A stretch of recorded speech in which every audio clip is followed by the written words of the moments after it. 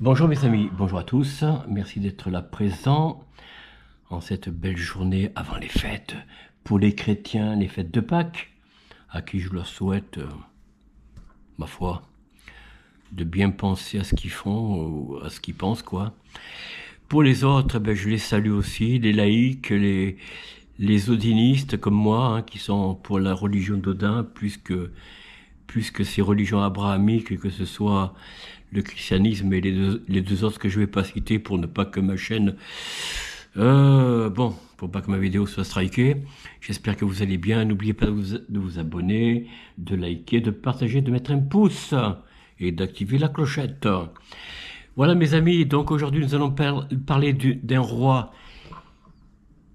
qui est peut-être, enfin, je ne sais pas si c'est le dernier roi, mais c'est l'un des derniers gouvernants, dirigeants, régnants, avant la lignée des Jupitériens qui commenceront par le fils de Louis XIII, à savoir Louis XIV. Alors, nous allons parler de Louis XIII aujourd'hui, voilà, puisque c'est le père de ce dernier, donc de celui qui est le grand roi Soleil. Mais là, lui, c'est pas le roi Soleil, il est surnommé le Bon, ou le Juste, enfin, je ne sais plus. Voilà, je vous montre l'écran. Alors, je ne sais pas si vous arrivez à lire. En tout cas, bon, je vais laisser. Alors, qui était Louis XIII? Alors, Louis XIII, il est né en 1601, mort en 1643, je crois, ou c'est son règne plutôt, est un roi de France de la dynastie des Bourbons. Donc, c'est le deuxième après Henri IV, hein, qu'on a vu hier, ou plutôt la vidéo d'avant. Surnommé le Juste, oui, voilà, c'est ça, c'est le Juste. Il a régné de 1610 à 1643, donc, c'est-à-dire en fait combien? 33 ans. C'est pas énorme, hein. Fils aîné d'Henri IV, Louis XIII succède à son père alors qu'il n'a que 9 ans. Sa mère, Marie de Médicis, donc, assure la régence, pardon. Alors, c'est pas Marie de Médicis des guerres de religion, ça c'est la fille. Alors, assure la régence. Donc, en 1624, il fait du cardinal de Richelieu son principal ministre. Dès lors, la politique du royaume suit une nouvelle direction. Ensemble, le roi et le cardinal luttent contre l'influence des Habsbourg en Europe et limitent le pouvoir de la noblesse dans le royaume. Ils réduisent les privilèges dont jouissent les protestants depuis la promulgation de l'édit de Nantes, ce qui relance la guerre entre catholiques et protestants. Le règne de Louis XIII est marqué par l'affirmation d'un État fort et centralisé, inaugurant le grand siècle en France. Le grand siècle. Le dauphin, futur Louis XIII, lui est le fils d'Henri IV, donc on vient de le dire, roi de France et de Navarre et de Marie de Médicis. Il n'est cependant pas le premier du Vert galant, célèbre pour sa nombreuse descendance illégitime. Le mariage d'Henri IV et de la princesse Florentine répond à des impératifs diplomatiques: préservation de l'influence française en Italie, dynastique, donner à la lignée des Bourbons un héritier et financier, annulation de la dette du royaume envers les banques de Florence. Vous voyez déjà, vous voyez qu'il est toujours possible de mettre fin à la dette, hein. Pourquoi on ne le fait pas en France? Pourquoi on ne le fait plus?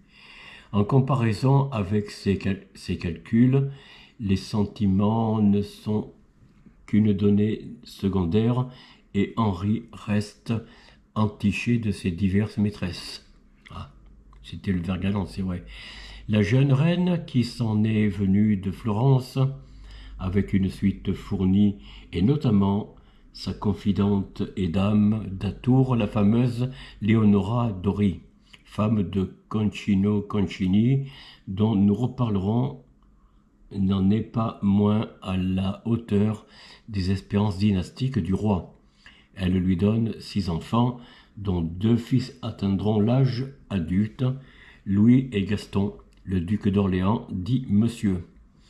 L'enfance du dauphin nous est fort bien décrite par le journal qu'aura laissé son médecin et ami Jean Hérocard, non, Héroard, pardon. Élevé au château de Saint-Germain-en-Laye, Louis partage le quotidien de ses frères et sœurs, légitimes comme illégitimes d'ailleurs. L'enfant montre un goût prononcé pour les sorties en plein air, la chasse et les arts, notamment la danse et le dessin. Le jeune Louis admire au plus haut point son père qui s'était toujours singularisé par son amour des enfants. Les relations entre mère et fils sont cependant bien plus distantes. Marie est prise de plaisir et frivole. Marie est prise de plaisir et frivole, elle ne fait que peu d'efforts pour s'adapter à la France et reste sous l'influence de ses favoris italiens. Les époux Concini, d'autre part, à Louis qu'elle juge disgracieux et lent d'esprit, elle préfère nettement son cadet Gaston. Fasciné par la vie militaire, Louis n'est pas un élève des plus assidus, mais fait montre d'une certaine intelligence. Malgré son infirmité, il est bègue, et sa timidité, il s'affirme comme conscient de son statut et entend se faire respecter. Nul doute que l'exemple de son père roi autoritaire l'a beaucoup impressionné. Mais 1610, la France est au bord de la guerre, pour des raisons à la fois diplomatiques, affaire de la succession de Clèves et Julier, et inférieure donc, fuite du prince de Condé à Bruxelles. Henri IV entend se confronter une fois de plus aux Habsbourg. Il ne mènera jamais son projet à bout, puisqu'il meurt assassiné le 14 mai 1610 par Ravaillac. Bon, ça c'est Henri IV. Un fanatique dérangé peut être manipulé par le parti ultra-catholique opposé à la guerre. Louis, qui n'est encore qu'un enfant, subit alors un traumatisme qui le hantera toute sa vie. Sa mère, qui avait été couronnée officiellement la veille, devient la régente du royaume. La régence Marie de Médicis, c'est Concini. Concini, c'est Richelieu, non, c'est ça? Je ne sais plus. Jusque-là, peu intéressée par la conduite des affaires, Marie de Médicis se prend vite goût à l'exercice du pouvoir. Plutôt favorable au parti pro-espagnol et ultra-catholique, la régente joue l'apaisement sur la scène internationale. Ainsi, elle parvient à marier l'infante d'Espagne, la belle Anne d'Autriche, à son fils Louis, union garante de la paix entre Bourbon et Habsbourg.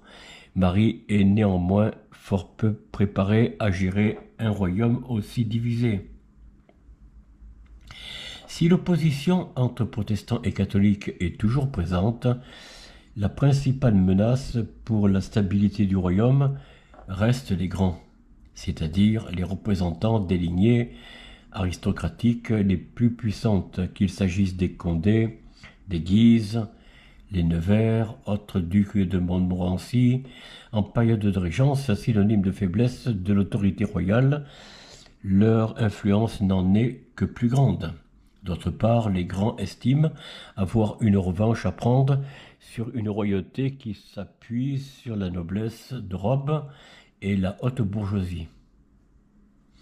En effet, cette classe en plein essor, dotée de moyens financiers importants, a de plus en plus accès aux hautes fonctions, offices et charges, qui sont à l'époque monnayables. C'est le principe de la vénalité des offices dont Henri IV sut se servir pour remplir les caisses de l'État. Face à cette montée en puissance de la bourgeoisie, de la bourgeoisie ou la bourgeoise, face Face à cette montée en puissance de la bourgeoise, moi je dirais la bourgeoisie, l'aristocratie parvient à se rendre incontournable et entretenant sciemment l'instabilité dans les provinces, quitte à se révolter. La régente Marie de Médicis est donc confrontée à un véritable chantage de la part des grands et se résout à acheter la paix à coups de pensions généreuses. La situation financière du royaume souffre d'autre part des dépenses énormes de la régente, friande de divertissement, mais aussi de l'avidité du couple Concini, devenu tout à fait impopulaire. Concino Concini, petit noble italien, fait montre d'une ambition démesurée, s'arrogeant, grâce à l'influence de sa femme, sur la reine, titres et honneurs les plus prestigieux. Le voilà bientôt marquis d'Ancre et maréchal à la tête d'une immense fortune, faisant et défaisant les carrières ministérielles. Concini est pourtant un favori royal, soit non seulement l'objet de l'affection et de la confiance de la reine, mais surtout un parvenu dont la fidélité lui est entière. Il est à sa manière l'instrument des tendances absolutistes du monarque et ce fait n'échappe pas aux grands. Ces derniers dénoncent bientôt l'influence de l'italien sur la reine et une fois de plus se retirent dans leur province, semant les germes de la révolte. Alors ça c'est quoi ça? L'assassinat de Concini, 24 avril 1617. Bon, ils vont trouver sur leur chemin un allié inattendu en la personne du jeune roi, bien que très attaché comme son père au prestige de la monarchie et ne souffrant guère les prétentions des grands, Louis voue une haine féroce à Concini. Le favori italien n'a que mépris pour le roi, dont il n'hésite pas à piquer l'orgueil. Adolescent, Louis, qui a d'abord tenté de faire appel à sa mère, n'a trouvé auprès d'elle que de nouvelles humiliations. C'est une période sombre pour le jeune roi qui subit les premières manifestations de la maladie qui le tourmentera sa vie durant et finira par l'emporter. Un mal intestinal aigu, probablement la maladie de Crohn. Malgré la douleur parfois insupportable, Louis ne renonce pas à s'affirmer en tant que roi, chute dans le plus grand secret. Cet adolescent de 15 ans, timide et court ombrageux, prépare la chute de Concini. Il peut compter sur l'aide de plusieurs personnages qui lui sont acquis, et notamment Charles d'Albert, futur duc de Luynes. Ce nobliau, alors grand fauconnier de France, est devenu son meilleur ami grâce à leur passion commune de la chasse. Nul doute que l'on peut voir dans cette relation le penchant de Louis pour les amitiés masculines et les figures paternelles. Bon. Le 24 avril 1617, Concini est appréhendé au Louvre et assassiné par les conspirateurs sous le prétexte qu'il aurait tenté de résister. Louis, qui ne s'était pas opposé explicitement à l'élimination physique du favori, déclare sobrement « À cette heure, je suis roi ». Oui, alors on soupçonne qu'il était, on va dire, gay, je ne sais pas comment dire, hein. Bon, ça, méfions-nous un petit peu des... Bon, de Luynes à Richelieu, donc ce coup d'État, ce coup de majesté, selon l'expression du temps, est révélateur de la fermeté de caractère de celui qui prend en main les destinées du royaume de France. Louis XIII entend être un roi qui règne sans partage. Néanmoins, avec l'élimination de Concini, l'heure est au triomphe de Luynes. Ce nouveau favori, sans grand talent, mais charismatique, est le premier bénéficiaire de la chute du couple italien et sait profiter de l'inexpérience du roi. Louis, aveuglé par son amitié pour le grand fauconnier, fait bientôt de lui un duc et père, puis un maréchal, alors que l'homme est un prêtre militaire. Un piètre militaire, pardon, pas un prêtre, un piètre militaire. Une telle réussite ne peut qu'entraîner la jalousie et le mécontentement des grands, mais aussi de la reine mère Marie de Médicis, qui a vécu l'élimination de Concini et surtout de sa femme comme un affront personnel. Elle estime le roi incapable de gouverner la France sans ses bons conseils et supporte très mal d'avoir été écarté à Blois. Voilà le cardinal de Richelieu. Voilà. Elle va ainsi prendre la tête du parti des malcontents, fédérant derrière sa personne les grands qui lui avaient causé tant de soucis durant sa régence. Après s'être évadée de Blois, Marie de Médicis déclenche de courtes guerres civiles qu'elle finira par perdre. Au cœur des pourparlers qui auront permis de mettre fin à ces guerres de la mère et du fils de 1619 à 1620, un personnage se distingue. Il s'agit de l'évêque de Luçon, Armand du Plessis, futur cardinal de Richelieu. À l'origine, un des secrétaires d'État de Marie de Médicis, l'ambitieux prélat a su manœuvrer avec habileté pour ramener dans la paix dans le royaume. Louis, qui s'en méfie, remarque néanmoins que le personnage partage sa vision de l'autorité royale et ne porte guère en son cœur les dissidences religieuses ou nobiliaires, il saura s'en souvenir. 1620 et 1621, le jeune roi, qui s'est révélé un bon capitaine durant ses dernières campagnes, affirme son caractère et se rend populaire auprès de son peuple. Il met notamment fin à l'exception religieuse en Béarn, alors État protestant, et s'emploie à faire de ses déplacements en province de véritables opérations de communication politique. Ses entrées dans les villes sont l'occasion pour lui de se montrer en souverain, à la fois guerrier et pacificateur, mais surtout en justicier. Rôle qu'il affectionne, il ne manque bien sûr pas une occasion de se faire le rempart du peuple contre la rapacité des grands. Ah ben voilà, un roi qui était paternel. Louis s'affirme d'autant plus durant cette période que son favori, le duc de Luynes, décède en 1621, avant de s'être rendu aussi impopulaire que Concini. Le roi est désormais libéré de cette encombrante amitié, vestige de l'adolescence. Néanmoins, la situation reste difficile pour le fils d'Henri IV. Malgré une certaine tendresse pour Anne d'Autriche, Louis n'entretient que des relations distantes avec elle. Il ne montre guère de goût pour les plaisirs de la chair, certainement dérouté par sa nuit de noces peu concluante. En conséquence, le roi n'a toujours pas d'héritier, ce qui est une porte ouverte à diverses conspirations, d'autant que les protestants sont entrés en rébellion et peuvent compter sur le soutien de grands aristocrates et de puissances étrangères, l'Angleterre notamment. Au vu de cette agitation intérieure, le roi ne peut prendre avantage de la guerre de 30 ans, qui a débuté au sein du Saint-Empire. Le roi est handicapé par la conduite hésitante de ses principaux ministres.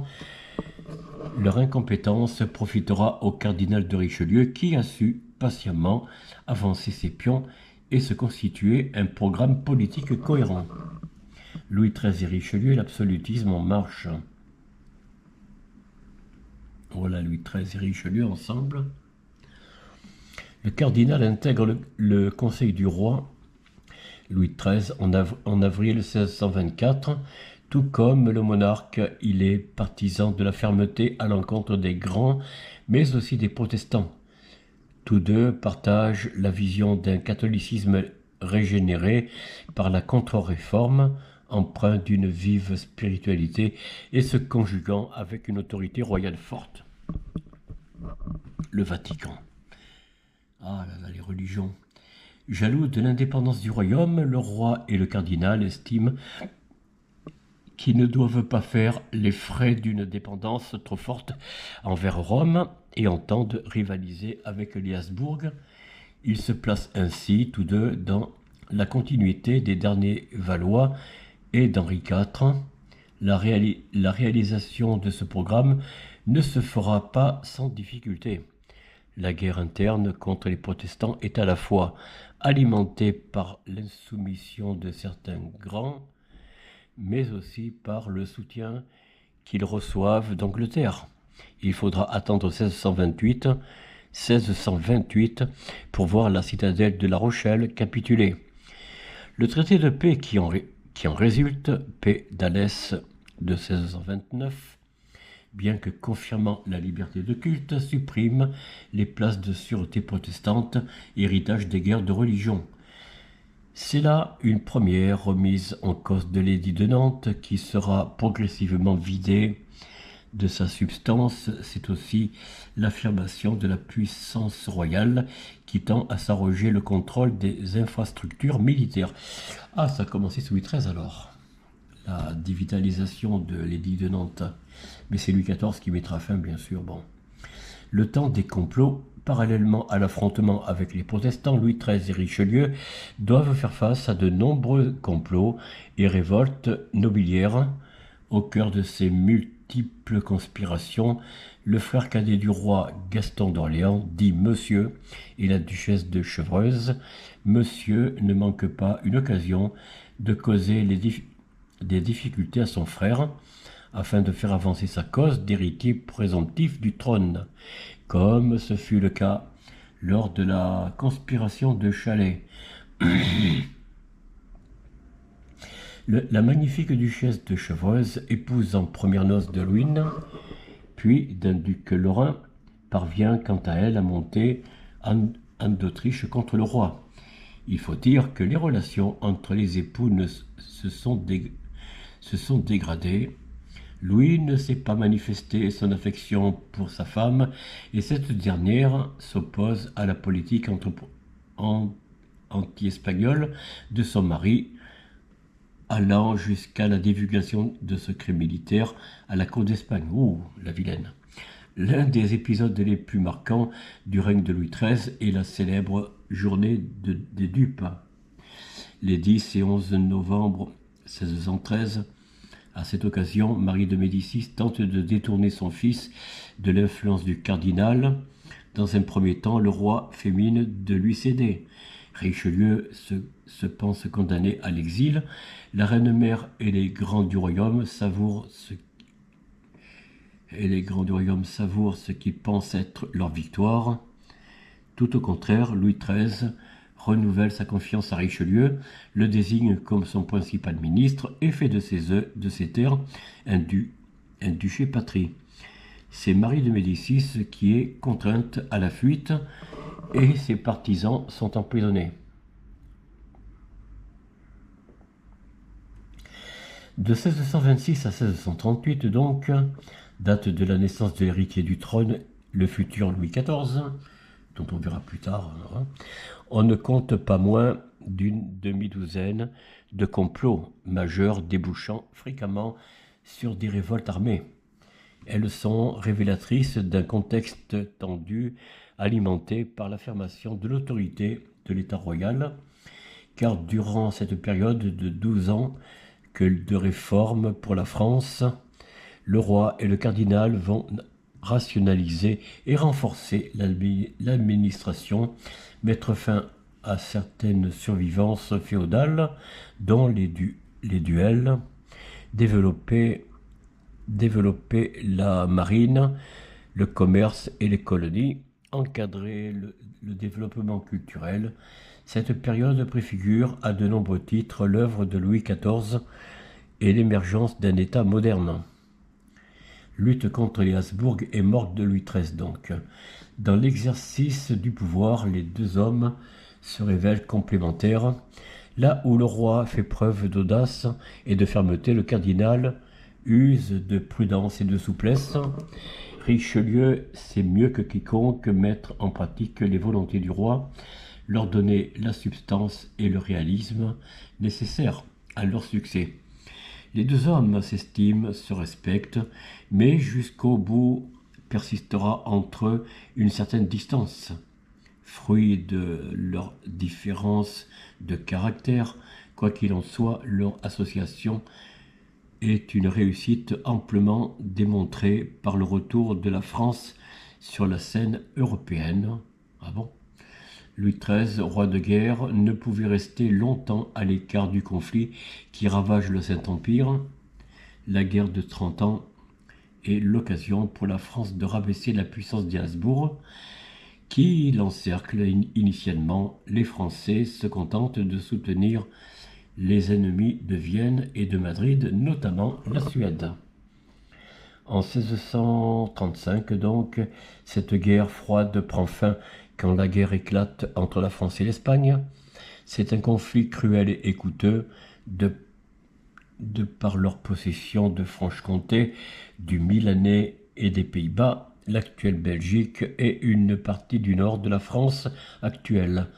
Les Espagnols sont en mesure de frapper sur toutes les frontières françaises. Les troupes des Habsbourg peuvent compter sur le soutien de nombreux alliés et sur diverses trahisons. Les premières années sont donc difficiles pour les armées françaises. Le roi qui commande en personne ne ménage pas ses efforts et aggrave ainsi son état de santé déjà fragile. Wow.